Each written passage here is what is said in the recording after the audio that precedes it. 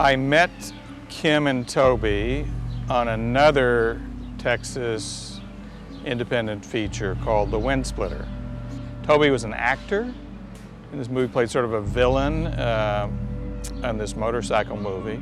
The Chainsaw script, which was then called Leatherface, evolved over time, and some investors came into the picture, and they called on me to kind of production manage it. They had a certain amount of money, and they were going to do it in Austin, and you know, they had a core of people. Daniel Pearl, you know, was on board, and you know, it was the Austin independent film community, which was, there wasn't a lot to it. There wasn't a lot of activity, but there was it all spun out of the University of Texas Film School, and from that came Daniel Pearl and all of his crew, and you know, most of those guys just out of school, and people got by making industrials and commercials, and a lot of them did their own individual little films, and Toby was sort of the star, one of a couple of people who were doing features in their own right. So when I read it, I thought, okay, sure. We're talking less than $100,000 for the whole project. In 1973, everyone has to just work doing several jobs because you just don't have the money. I ended up ADing most of it and driving the camper, the one camper we had, which belonged to Bob Kuhn. It was a total piece of junk and broke down all the time. It was a pretty homegrown crew without the kind of staff support that you really need. We just didn't know enough to have a fully fleshed out, you know, production team and a coordinator and all that. I had to write the checks, keep track of the accounting, negotiate the legal deals and the actors' contracts. It was, you know, it was a challenge. It was really hard. One of the hardest things we've ever done. At times I thought I was going to die. I thought I was so exhausted from doing all of that, you know. I couldn't get enough sleep.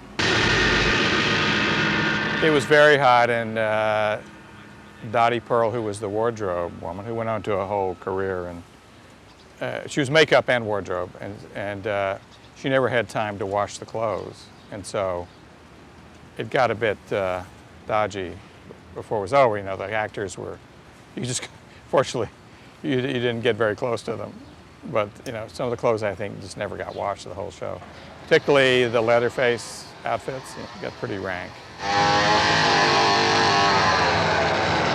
In the room upstairs where Grandma was mummified, Toby wanted these dead animals, and so someone among us, I don't know who, went to the pound and got all these dead dogs and things. At some point the crew, it's starting to rain now, at some point the crew refused, they just refused to deal with it. We're not going in there if you know, you got to get rid of those, because we're not going to go in there. It's wild. Do you want to move this inside? Yeah. The other story, I don't know if anybody's ever talked about this one. When it came time to do this movie, and we had picked a house in Round Rock, Texas, a little farmhouse on a lot of land. It's north of Austin, about 10 miles. There was nothing else around. But we were in this county called Williamson County, and so when it was time we were setting up the movie, I went to see the sheriff of Williamson County to tell him what we were doing, that we were going to be out on this country road shooting this house, just so if he got any calls, he would know what we were doing. It was all above board and all this. And when I went to see him in his outer office, there were, you know, it was 1973, so the whole phobia about drugs was huge, and Texas had draconian drug laws. You could get, for simple possession of marijuana, you could get from 2 to life. 2 to life for simple possession of less than an ounce. We were there and said, why don't you know, come on out and visit us anytime. You know, we're there for the next 6 or 8 weeks. And he said, all right, okay. And so then we began to make the movie, and we're shooting in a lot at the house, which we rented from a local Austin guy who rented it from the owners, an old farmer. And we shot elsewhere, and then one day we were at the house, and I wandered out to the back porch, screened-in porch, and there, on the back porch, were about 100 10-foot marijuana plants, drying. As it turns out, the guy from whom we rented the house was growing on the property, which was quite a large, maybe it was 100 acres or so, and he had brought it up to the house to dry. And I thought, oh my God, I'm going to be in jail the rest of my life. Because if an ounce will get you 2 to life, well, 50 pounds get you. So we were all going to go to jail, the entire crew. And I went to this guy who owned the place. I said, you've got to get this stuff out of here now, today. If the sheriff, who I've graciously invited to come over for iced tea, shows up today, we're all dead, man. Oh my God. But before it went away, I brought in the guy, the man who was one of the major investors, who was quite a prominent figure in state politics. And he just happened to drop by that day, and while the stuff was still in the back porch, I said, come on out back, let me show you something. So we walked out the back porch, and I said, you know what this is? No, I don't know. Sunflowers? What's this here for? I said, it's marijuana, Pat. And I thought he was going to have a heart attack. And we didn't see much of him after that. But somehow, dumb luck, the sheriff never came, and nobody ever reported us or came around. There was no drug bust. And, the chainsaw itself, today if you were going to do this movie, you would have 10 chainsaws. You'd have redundancy, you would have chainsaws for different functions, with the active chain, with a passive chain, with you'd have so many variations. We had one. And I was the chainsaw mechanic as well. So when there was when we needed it to cut, it worked normally. At all other times we took out the clutch, so there was no connection between the motor and the blade.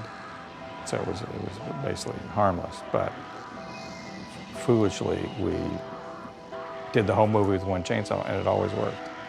It's one of those you could have been in the middle of the night, you could have been screwed. We didn't have the money to buy another one. And I actually wrote a letter to, I think, Macintosh, asking if they could provide us with product. Such was our naivete, They never replied. Oil storage units continue to burn out of control.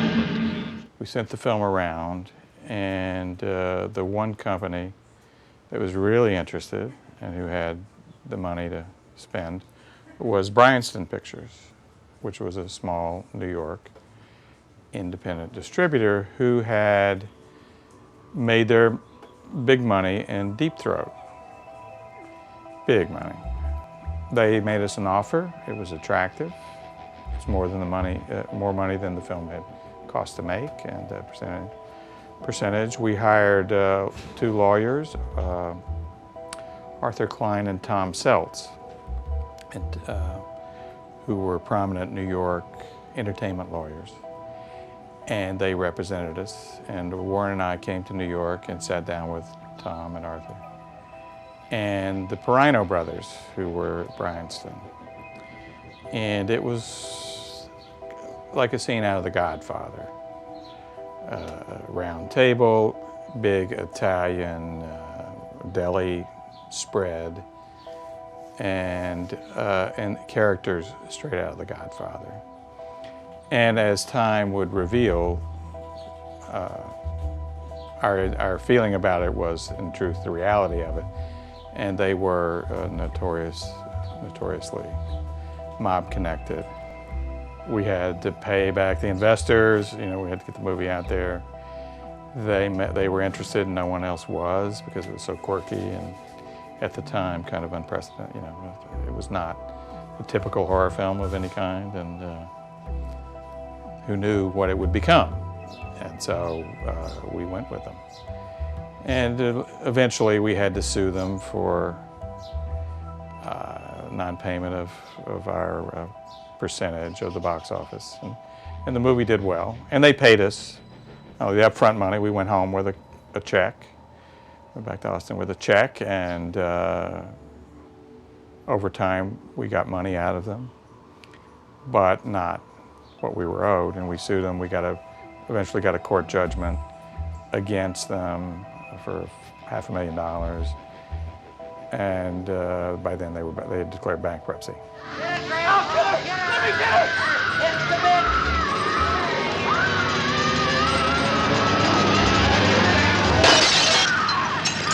And New Line took it on at that point, and they had it for many years. And did we get everything we were owed? I don't think you ever do. But over time, it was the money came through, and it added up to something. It was not insignificant, and it was honestly accounted for within the company. We still have the same accountant today in Austin we had then, and Kim Hinkle has remained managing the income and the revenue. It's all honestly accounted for and delivered. MAB gets their half and Vortex gets their half, and then we all get our percentage of Vortex.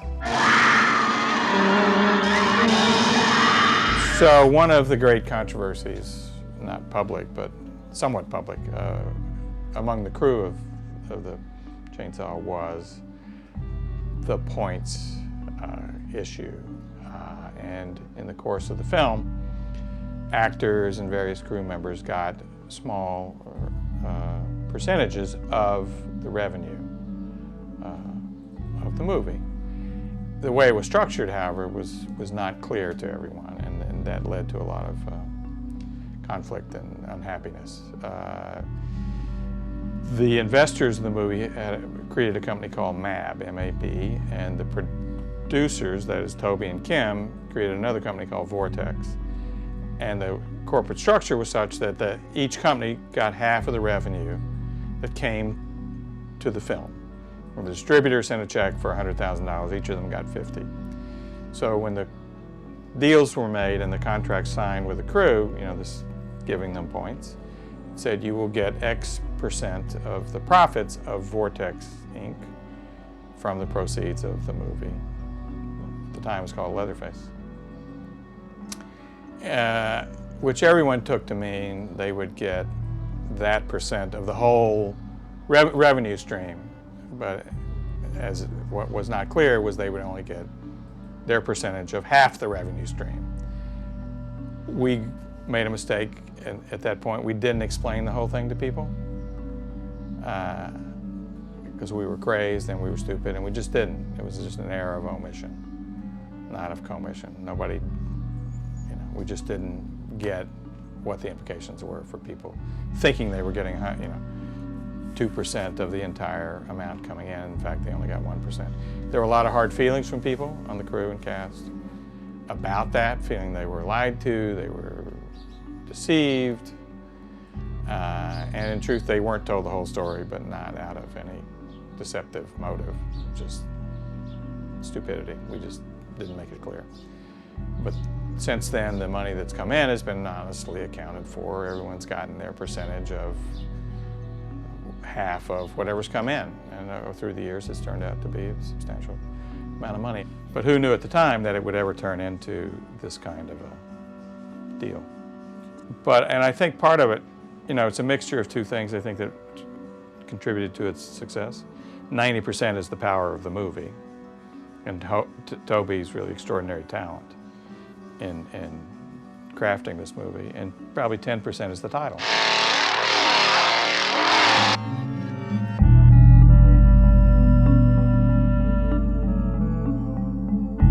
When Silence of the Lambs came along and Jonathan offered it to me, I almost didn't do it because I don't know if I can go again into this world, into the depths of depravity that these themes explore. There's a clear kinship in elements of Silence of the Lambs and Chainsaw, because they're both reference Ed Gein, this sort of infamous mass murderer from Wisconsin, and the elements of killing people and using the skin or the body parts in their whatever diabolical world they live in. James Gumb and Leatherface and the family both share that, macabre technique of using their victims' parts.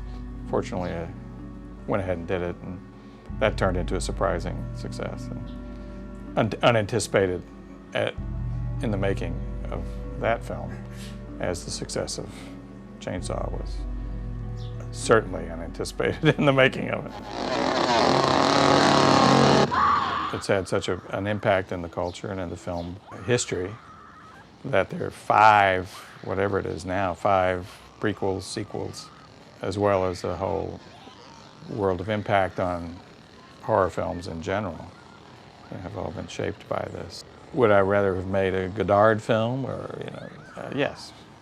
But in its own universe, this was an important film, and one to be that I'm proud of.